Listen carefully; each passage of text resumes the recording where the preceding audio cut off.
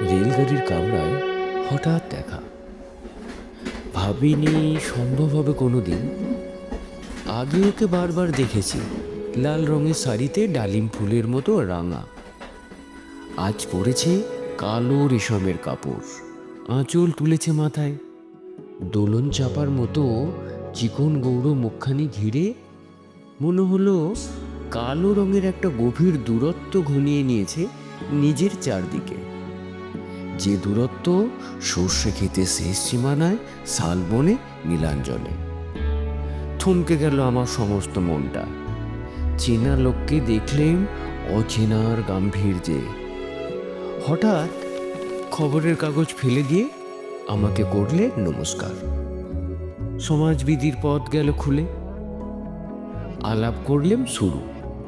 কেমন আছো, কেমন চলছে সংসার, ইত্যাদি। সে রইল জানালার বাইরের দিকে চেয়ে, যেন কাছের দিনের ছোঁয়াচ পার হওয়ার চাহনিতে। দিলে অত্যন্ত ছোট দু একটা জবাব, কোনোটা বা দিলেই না।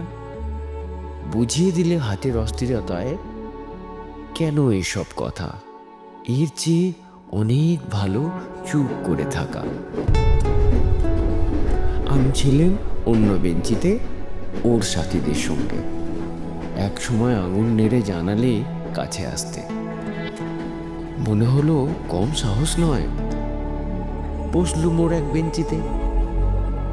গাড়ির আওয়াজের আড়ালে বললে মৃদু স্বরে, কিছু মনে করো না, সময় কোথা, সময় নষ্ট করবার?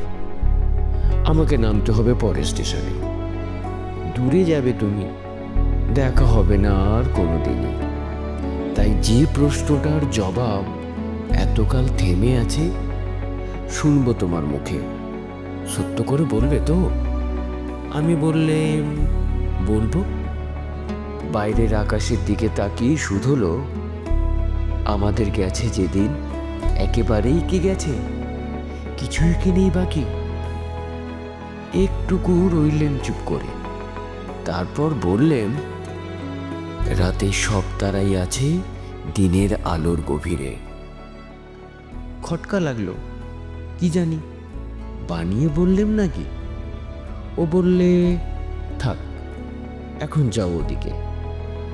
সবাই নেমে গেল পরের স্টেশনে। আমি চললেম একা।